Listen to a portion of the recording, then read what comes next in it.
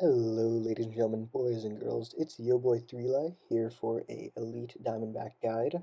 This is going to be an 830k guide and it should very easily be top 50 by the end. I can almost guarantee it.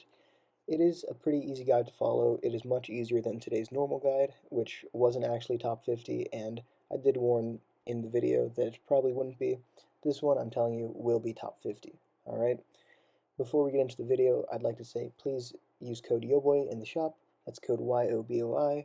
It really encourages me to make videos and push out better guides faster because, well, this month I made 76 cents exactly off the code. So if we can make that 78 cents, I'll be, really motivated. Without further ado, let's get into it. To start this guide, make sure to use Azili as your hero and place down a boomerang as far to the left and up as you possibly can.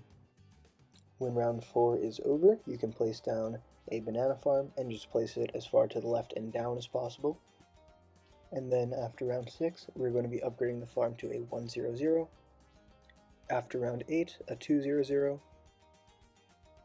For the boomerang, you can do it mid-round, but I waited till the end of the round to upgrade it to a 100.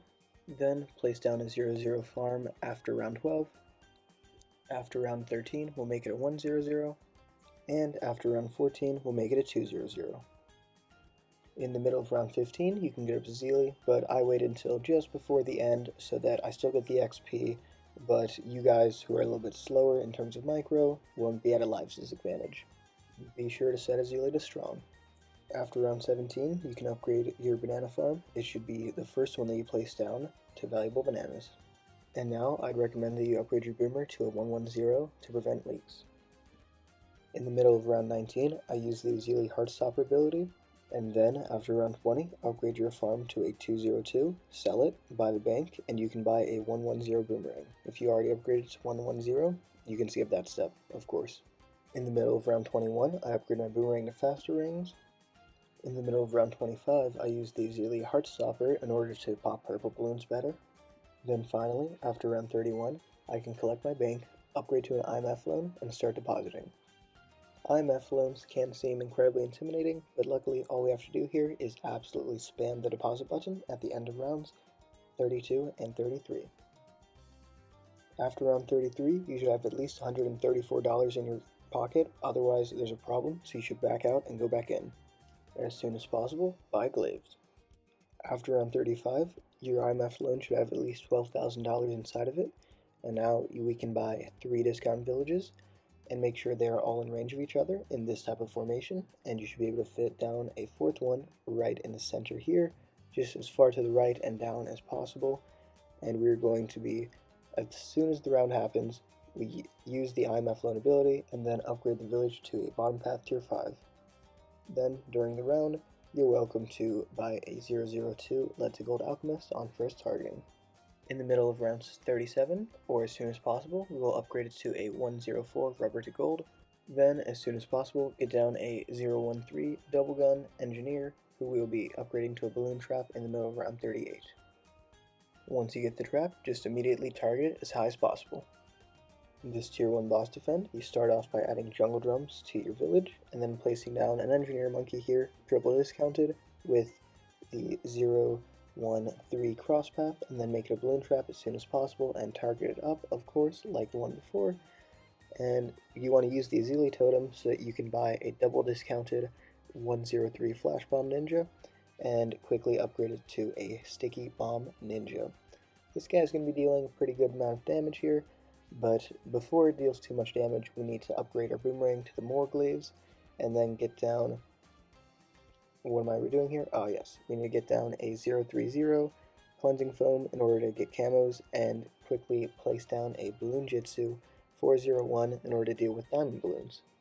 Now personally, I'd recommend getting the balloon jitsu like 2 seconds earlier to make this stuff more consistent, but just use your totem and you should be able to deal with the first diamond balloons pretty fine, and yeah, don't really worry about it. I kind of almost died here. If needed, you can back out and go back in. A little bit of RNG changing always helps out a ton. Alright, I'm speeding the video back up here, but I forgot to mention, put your rubber to gold on last during the boss fight. That just makes sure it doesn't target the balloons that don't actually give money. And here I decide to get down another Bloonjitsu. It's not fully needed, but I'd recommend placing down a second Bloonjitsu as it's just better, and get down a Master Bomber. You can see here I backed out when I didn't have the second Bloonjitsu because it's just, it's nice to have it. I had to upgrade the range of one of my villages so that it can be double discounted, but I'd say that's worth it. After that, you can get up the Master Bomber and absolutely demolish the boss. Please be sure to set your Master Bomber to strong, as it's needed later. The next farming upgrade we get is the Overclock, and you might be saying, yo boy, Overclock's not a farming upgrade, and to that I say, you're stupid. We're going to be overclocking our rubber to gold, which by the way, you should change the first targeting now, because the boss isn't here anymore. So yeah, pretty much before the boss, all you gotta do is keep on overclocking that rubber to gold, and then once you can afford it, use your Azili totem so that you can get up a double discount, and upgrade range on this here village so that you can get a triple discount on a heli, and you can get it to a support Chinook, and we're going to start Chinooking a bunch of Shinobis so that we can get discounts on them. Pretty much all I mean by Chinooking Shinobis is you place down a ninja right here where it's triple discounted, and then you upgrade it to a 0, 3, 1, and we're going to be placing down inside of the triangle here that has the Master Bomber. Place them down as tightly as humanly possible. You're going to see me place them in slightly different locations. That is because I'm stupid. You can just fill up the triangle. 2 minutes later, here we are. I moved the boomerang into this corner here so that it's kind of out of the way and we can put a shinobi there. But you guys can just fill up the triangle like I said, or you could put the shinobi where I put it. It's up to you. It doesn't really matter. Alright, there's 2 things you should do at the start of the boss fight that I didn't do because I'm really dumb.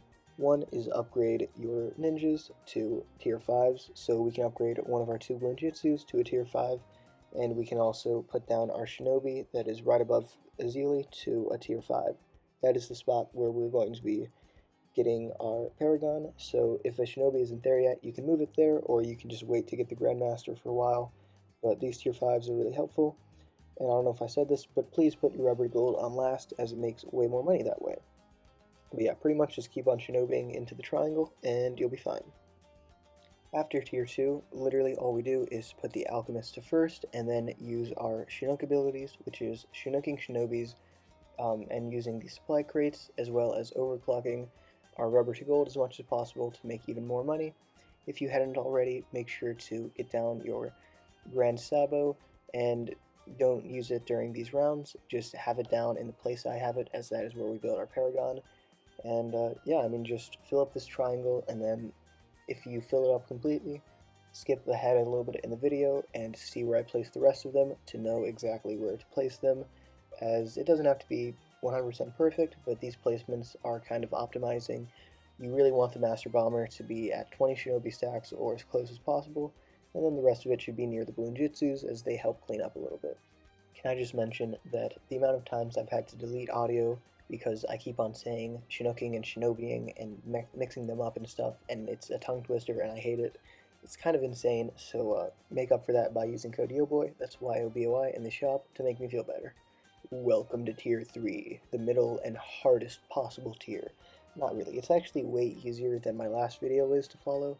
Pretty much, you should have 14 Shinobis in the triangle, 1 more right above the triangle near the helicopter, and then you're going to want to have 5 Shinobis beneath Azili, and by the end of this tier, we should have down 4 Shinobis near the Grandmaster Ninja and the 1 Bloonjitsu. If you didn't buy the Bloonjitsu, you're going to want to get 5 Shinobis in that area, because we still need it for the tiers. Luckily, this boss is pretty simple. I tried so many things, but literally just place down the MAD and overclock it and use the ability. Here I do like a little bit fancy. I overclock early and then wait until the first skull's dead in order to use the ability, but you can do that if you want to. It's slightly better, but if you mess up the timing, then it's bad because you will do the MAD ability when overclock isn't up. Anywho, all you have to do in general is just click the overclock onto the MAD, make sure you hit the MAD, don't hit anything else, and then immediately after use the MAD ability, and look at my targeting. You're going to want to be targeting in like generally the same area compared to where the boss is, so like usually we're aiming for the tail, and then towards the end we're going to be aiming for The boss had more, but if you aim for the tail, it'll hit like way more things. So you can see we're aiming for like the middle part, and then trying to be safer once we have the mad ability up, so that we can like hit the whole thing. And all while you're doing that, you're going to have to be moving shinobis and getting them down. You don't really have to be doing this right now, you could do it later, but I like getting it out of the way now.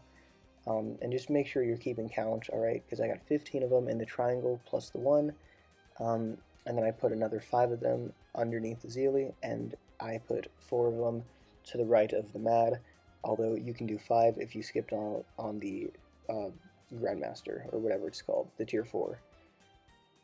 Anyways, that's pretty simple. We're just following the boss here. If you really need to, if you're struggling, you can place down a 301 Alchemist to buff your Mad. Just place it as close as humanly possible to the Mad. But yeah, use your Zeely ability, make sure your Alchemist is on last, make sure you're collecting your traps and the Monkeyopolis crates. It is kind of annoying with my ADHD brain, like I cannot handle all these different things you gotta do at once, so it took me a couple of tries, but like the hard part isn't actually the boss, it's very simple. No, the hard part for me, what took me a couple of tries, is that I spent like 5 different attempts doing things that aren't the Mad, and I'm like, please, I just want a cheaper solution than the Mad. The Mad is so expensive, but it's just not available. Luckily, Overclock Mad demolishes this. It should be very easy. You guys should have a similar amount of cash, if not more, because I forget to target the Alchemist a lot, but yeah, whatever. Also, pay attention to my heli position, as this position is knocking back balloons into the trap. You guys should have done that a while ago. Sorry for not mentioning it. Oops. But yeah, just make sure your heli is about here.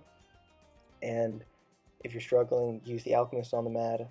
What else am I thinking? Oh yes, I chinooked the Mad a little bit closer to the boss near the end, which you can do as well if you're struggling some, but it's really chill.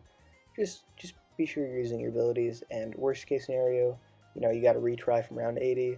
Just trust me, it's worth it, because that is the hardest tier. So yeah, after the boss, we can just put the Alchemist back on first targeting, make sure our heli is targeted here, and go back to overclocking the Alchemist, and just target your Mad to the bottom right hand corner. It's useless, just, yeah, tell it to stop. Throughout the next couple of rounds, it is more or less the exact same thing. We're overclocking our rubber to gold, we're collecting all of the crates and traps, and you can honestly just use the totem as much as you want up here, and that way it'll be buffing the rubber to gold and the traps attack speed, because as you can see, they kind of need an attack speed buff, so it's actually worth it to use the totem. And you can even use the Grandmaster Salvo ability as well, although I kind of forgot to. The tier 4 boss looks very intimidating because it's got 4 times the HP of tier 3, which we barely beat, but luckily we're going to be getting the Paragonless tier. So all we have to do is target the Mad at the beginning of the track in order to anti-stall, and just use its ability whenever you want. You can put your Alchemist onto last targeting and just overclock the Mad or the Alchemist. You know, I kind of rotate between them, but I think the Mad is a safer choice because, you know, it'll anti-stall harder. This tier, I really was absolutely fine with money. I sold everything a little bit early, and like, you know, you guys could have an extra 5 rounds, which should make you probably like, I mean, 50 grand more. So like, it's really a chill tier 4 here. The Ninja Paragon absolutely demolishes it, but pretty much we're going to be using our Zeely Hex whenever there's a skull that pops. We're going to be making sure the Master Bomber is on strong. We're going to be using our totem, overclock, the crate that generates lives and cash, you know, and the Grand Sabotage ability. All we're doing is saving up to about $460,000 so that we can sell all of our farming stuff and buy the Ninja Paragon. But what I'd recommend you do is wait until the boss is, like, once the head of the boss is on the last bend of the track, like I'd say a couple seconds before then, you can sell everything, or maybe not sell everything, because you might have so much money you can just straight up buy the Ninja Paragon. But I'd recommend you wait a little bit longer so that you can guarantee a degree 60. I got lucky and got a degree 60, but I want it to be guaranteed for y'all, because it makes it way easier. You can get away with even a degree 40, but degree 60 lets you just AFK the last tier, which is what everyone wants. Once you get up to the Ninja Paragon, if it's degree 60, great job. You can set it to first and absolutely AFK. Otherwise, what you're going to have to do is set it to strong, and then every time a skull pops or there's anything threatening, if anything is on second to last bend, change it to first targeting until that thing's dead. Alright, so if a skull popped open right here, you would have to change it to first, like I'm showing here, and if something is about to leak, you can go home and back in. It can be kind of annoying, however, I guess that's just the punishment for not getting a degree 60. You really should be able to get degree 60 though, because I got it, and I bought the Paragon like way earlier than was needed, which means you guys should be able to get degree 60 or like even higher. But if you have degree 60 like me, you can literally target the mad into the bottom left corner and AFK with your ninja on first targeting. It's pretty fun. If this guide helped you out, be sure to leave a like, subscribe, comment any questions, concerns, if you need help, or if you have any suggestions for anyone in the chat, please leave it below. See you later. Peace out. Bye.